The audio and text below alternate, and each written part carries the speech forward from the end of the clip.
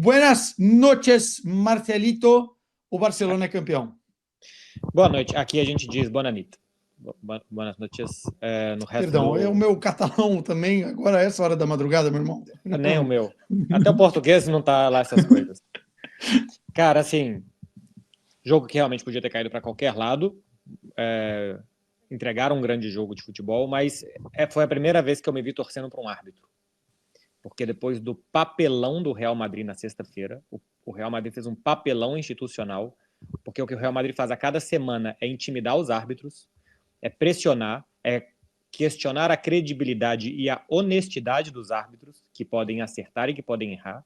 E o Real Madrid tem, a cada semana na Espanha, uma atitude muito pequena, que não corresponde com a grandeza do maior clube do mundo, de intimidação. Ontem o árbitro explodiu, foi a primeira vez, porque não é normal que um árbitro dê entrevista, e que é a primeira vez que um árbitro teve a oportunidade de falar. A gente viu a explosão de emoção de um árbitro completamente pressionado, ou seja, o que o Real Madrid faz dá certo, pressiona, intimida, e o árbitro entra em campo pressionado e fez uma grande arbitragem, que aos 50 do segundo tempo ele apite um pênalti e volte atrás, e não foi, daqui a pouco a gente vai entrar nos detalhes, mostra de muita personalidade do Burgos Bengoechea, e depois o Rudiger tem que saber perder, né?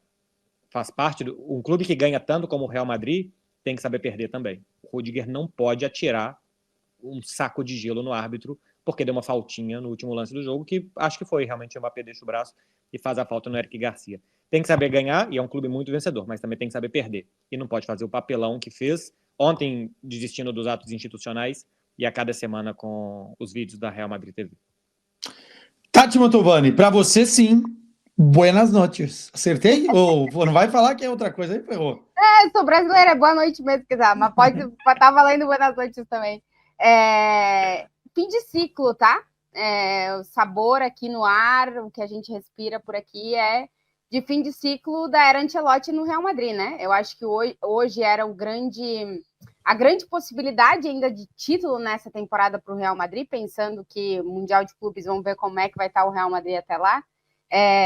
No Campeonato Espanhol, a vantagem do Barça está toda do lado do Barça. O Real Madrid precisa que o Barça tropece para realmente poder competir pelo título, e a possibilidade de título era a Copa do Rei, era vista como uma grande possibilidade e não aconteceu. Portanto, Quesada, a gente vai falar muito sobre o jogo, mas também trazer que aqui é visto meio que como um fim do ciclo do Carlo Ancelotti no comando do Real Madrid, depois dessa derrota na final da Copa do Rei. E a gente vai falar muito de Carlo Ancelotti como o preferido para assumir o comando da seleção brasileira. Mas vamos falar sobre o jogo e depois a gente também traz, porque provavelmente vão questionar a ele na entrevista coletiva, se é que o Real Madrid vai dar alguma entrevista coletiva ou vai se pronunciar de alguma forma, devido a tudo que aconteceu no dia de ontem. Mas qualquer coisa a gente traz aqui também, que eu estou de olho para ver se alguém fala alguma coisa. Vou guardar uma pergunta já para você, se a queda, mas você vai responder daqui a pouco, tá? Se a queda do Real Madrid agora já pode abrir o caminho para a saída do Ancelotti antes do final da temporada. Porque temos Bruno Formiga chegando, estava na arquibancada e vem compor o quadro deste melhor futebol do mundo com a sua camisa salmão, lindíssimo Formiga na redação da TNT. Eu acho que é mais para cor de rosa mesmo. Eu tô com o Beckler aí, viu? Salmão é forte. Só se for um salmão de cativeiro. Isso aí, cara. Se for um salmão de cativeiro, esse que toma bomba, aí pode ser. Não é de águas naturais. Não é de águas naturais. Pô, que honra, viu, estar aqui neste timaço depois de uma baita final, cara. Acho que a final entregou tudo que a gente queria de atenção de uma decisão, mas um jogo jogado. Putz, uma final com mais de 34 finalizações.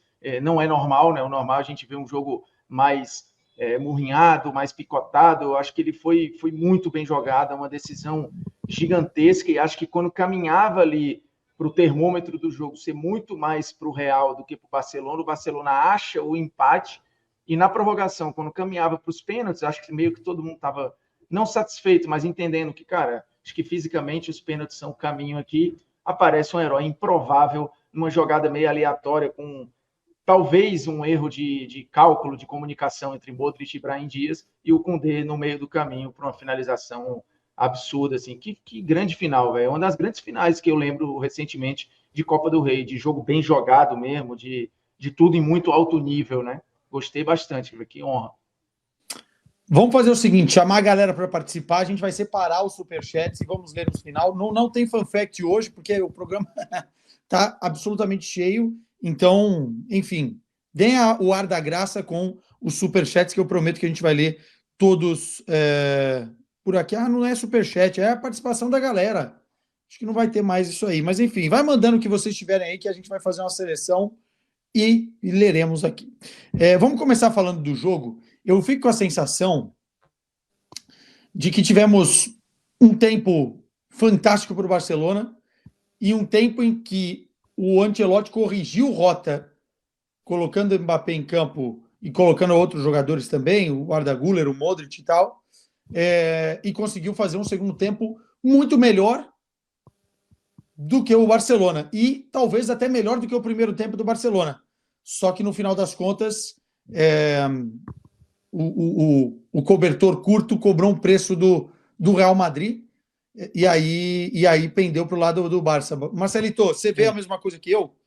Sim, primeiro tempo do Pedro e segundo tempo do Bellingham, né? Assim, se for para personalizar em dois jogadores, o primeiro tempo do Pedro é muito bom e o segundo tempo do Bellingham também. O que o Real Madrid fez no segundo tempo foi ser muito mais agressivo, apertou, mordeu muito mais, só que também marcou homem a homem. E quando marca homem a homem, você não pode estar em todos os lugares do campo. Se você está marcando na frente, você não vai estar lá atrás. E numa dessas, o Barcelona aproveitou para fazer o segundo gol com o Ferran, mas já poderia ter aproveitado para matar antes. É porque hoje não foi um bom jogo dos atacantes do Barça. Apesar do Ferran sair com gol, o Lamine com 2 passes, o Rafinha, principalmente dos 3, foi o menos acertado nas finalizações e nos contra-ataques. E o Barça teve uma situação de 3 contra 2 do Dani Olmo, Rafinha e Lamine, que não foi bem resolvida. Teve uma outra também que o Rafinha bateu cruzado. Se o Real Madrid ia pressionar, morder e não deixar o Barcelona ter a muita tranquilidade que ele teve para tocar a bola no primeiro tempo, o Barça tinha que aproveitar essas jogadas nas costas da defesa do Real Madrid. Só conseguiu no 2-2. No 1-0 ainda teve chance o Barça para matar e não matou. Acho que o Real Madrid deveria ter tido essa postura mais vezes durante a temporada. Por exemplo, quando entra o Arda Güler, melhora essa coisa do Ancelotti de sempre tem que entrar os mesmos, sempre tem que colocar os jogadores que estão há mais tempo. Então o Arda Güler está pedindo passagem há algum tempo no Real Madrid. A saída do Rodrigo melhora muito o Real Madrid. O Rodrigo fez um jogo medonho, hein? Assim, o ritmo do Rodrigo estava muito ruim no primeiro tempo. E melhora também com a ida do Valverde para a lateral, né? Saída do Lucas Vázquez, o Valverde nos confrontos com o Rafinha melhora muito o Real Madrid. E me chama a atenção, o Barça, para arrumar o time, hoje ele saiu colocando zagueiro. O Barcelona não tinha jogador de frente para colocar. Entra o Paulo Victor faltando 5 minutos, mas o Barcelona termina o jogo com 5 zagueiros em campo, porque era o que tinha, a diferença de capacidade que tinha de mexer no jogo Ancelotti, o Hans Flick, de jogadores no banco. Pô, no Real Madrid entra Modric e Mbappé. E ainda tem o Endrick, um jogador de 60 milhões que entrou, jogou 10 minutos. O Barcelona, no banco de reservas, tinha Firmino e olhe lá, e Gavi. Assim, tinha um atacante minimamente confiável para colocar em campo. Vou colocar a estatística na tela para a gente ver se teve assim, uma disparidade, porque a sensação é que foi mais ou menos equilibrado nesse sentido, né? Em termos de um tempo para um tempo para outro. O Johnny Boy vai preparar aí. Aí, Tati. 22 chutes do Barcelona, 15 do Real Madrid, só que 9-7, né, no alvo. Foi um jogo de equilíbrio, né? Só uma pergunta. Eu tô travando para vocês todos? Não, né? Não. Então eu acho que eu só tô travando pro João. Então eu vou ficar aqui e vou falar. Porque... Ele tá usando o Windows 2000. Porque então, ele me disse que eu tava travando. Eu digo, acho que é só para ti, João, porque eu tô me vendo bem. Eu acho que tá todo mundo aí. Então, ô João, vou ficar aqui, tá? Resolve aí. Eu acho que o Real Madrid no primeiro tempo foi muito cauteloso e o Barcelona conseguiu se impor, basicamente isso, né? O Real Madrid estava receoso depois do que ele sofreu nos últimos tempos contra o Barcelona, e as decisões do Ancelotti de escalação, elas vão muito nessa linha, né? Como a gente viu na segunda parte, acho que o Mbappé não estava 100% para jogar todo o jogo, mas ele também não estava para não começar a partida, né? Pelo segundo tempo que ele fez. Mas a decisão do Ancelotti foi povoar o meio de campo para tentar fazer com que o Real Madrid não sofresse tanto o domínio do Barcelona. E foi justamente o contrário que aconteceu, porque no primeiro tempo as estatísticas aí positivas para o lado do Real Madrid, elas são todas da segunda parte. O Real Madrid, no primeiro tempo, não chutou nenhuma vez no gol, só chutou uma vez para fora, ficou 3 vezes em impedimento, não conseguiu ter o controle do jogo em nenhum momento, e na segunda parte a gente viu um Real Madrid completamente diferente, e aí eu acho que a entrada do Mbappé no jogo fez toda a diferença, porque o Real Madrid conseguiu atacar melhor, e conseguiu, com o Bellingham crescendo, porque geralmente ele costuma fazer isso dentro dos jogos, a gente não estava vendo tanto essa versão do Bellingham, que ele cresce no final das partidas, né? A segunda parte, os segundos tempos do Bellingham costumam ser melhores do que os primeiros. E foi meio que a gente viu hoje, o Bellingham crescendo muito, conseguindo fisicamente também com a bola se impor dentro do meio de campo, e o Real Madrid não caiu tanto na linha de impedimento do Barcelona na segunda parte, a gente conseguiu explorar melhor as suas características para isso. Acho que poderia ter, no momento em que esteve melhor, ter matado o jogo, coisa que não fez, e aí acabou recebendo o gol na prorrogação. Um Real Madrid que, pelo cobertor curto, sofreu demais. Assim, o Rudiger, pensando nos pênaltis, seria impossível a gente pensar no Rudiger saindo de campo na prorrogação. Só que ele já estava todo remendado, literal, porque ele teve que colocar proteção nas duas coxas, nos dois joelhos, nas duas panturrilhas, não tinha condições. Então, o Real Madrid sofreu muito fisicamente apesar do Ancelotti ter feito todas as substituições necessárias, o time não estar como costuma chegar nessas partes finais da temporada. Acho que poderia ter caído para qualquer lado, mas a gente viu um primeiro tempo do Barça, um segundo tempo do Real Madrid. Na prorrogação, claramente, os dois times estavam mais cansados, e aí quem errou menos, no caso o Barcelona, conseguiu acertar mais e chegar a esse gol. Eu acho, inclusive, que essa parada do Rudiger, assim, o passe do Yamal é maravilhoso, porque é no limite, né? Ele é muito no limite, ele é um passe absurdo. Mas eu não sei o quanto também o Courtois não confiou que o Rudiger não ia. O Rudiger é um zagueiro rápido, ele normalmente acompanha, mas o fato dele já estar capenga ali, já não estar acompanhando, e isso ficou muito claro na prorrogação, num tapa que o Fermin Lopes, se eu não me engano, passa muito fácil dele, né? Ele dá o tapa para o lado, o Rudiger não consegue fazer menção de chegar, porque ele fisicamente já não aguentava. E aí acho que a leitura do Ancelotti tirar o Rudiger foi muito boa. Surpreendeu a muitos que no lugar do Rudiger entrou o Endrick, mas aí ele faz um ajuste ali com o Tchouaméni e vai para um all-in, até porque o Endrick na competição, eu acho que o Ancelotti foi justo no final em botar o Endrick no jogo, meio desesperado ali, mas o cara era candidato a artilheiro da competição e se bobear foi um dos melhores jogadores do Real Madrid no torneio, né? Na minutagem dele ele foi muito útil e acho que entrou brigando ali para tentar fazer o dele.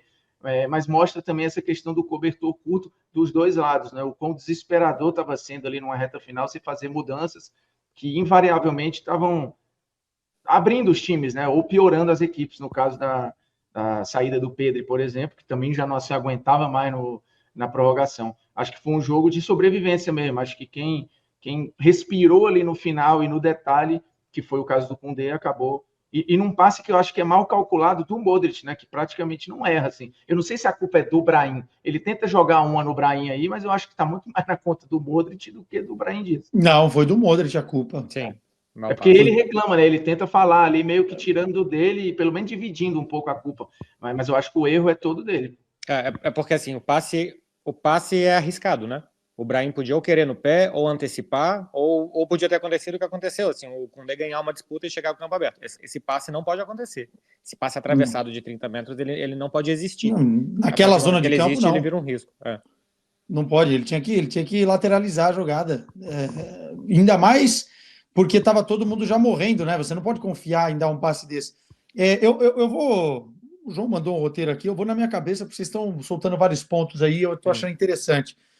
Eu fiquei com a impressão, não sei vocês, quando o Vini sai, e o Real Madrid está muito bem no jogo, com a dupla Vini e Mbappé, inclusive trocando de lado, tanto que o Vini vai jogar na direita para pegar o Martim ali, né? Enfim, e dar mais trabalho, dar mais canseiro para aquele lado. Eu acho que ele erra em colocar o Brahim, cara. Eu acho que por característica, o Endrick, né? Era o Endrick. Eu não acho que ele foi justo, não, Formiga. Colocar o Endrick faltando 10 minutos de jogo, tá bom.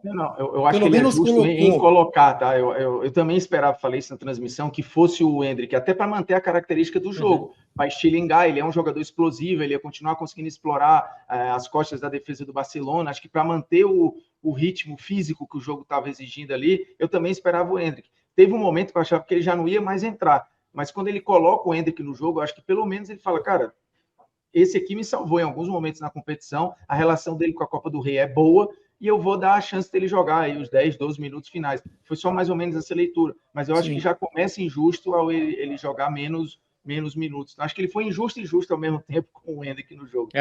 Para mim é uma má mudança. É isso. Fica bom para o Barcelona quando o Real Madrid passa a só ter um jogador para correr nas costas do zagueiro. Porque o que era o grande problema era as bolas esticadas que o Real Madrid estava fazendo. A partir do momento que era só o Mbappé e que aí ele passava a ter que receber muitas bolas de costas, e aí ficou o Ronald Araújo em cima dele e o Barcelona conseguia recuperar a bola e correr depois muito fácil. O Real Madrid começou a usar o Fran Garcia nisso no segundo tempo da prorrogação para receber um pouco mais de bola nas costas e tal, porque o Brahim é jogador de bola no pé. Então, errou o Ancelotti, talvez tenha errado no que a gente fala aqui durante a temporada, que é uma flagrante falta de confiança dele no Endrick, né? As broncas públicas, as declarações que ele dá, aos poucos minutos que ele dá para o Endrick, aparentemente não é o jogador preferido do Ancelotti.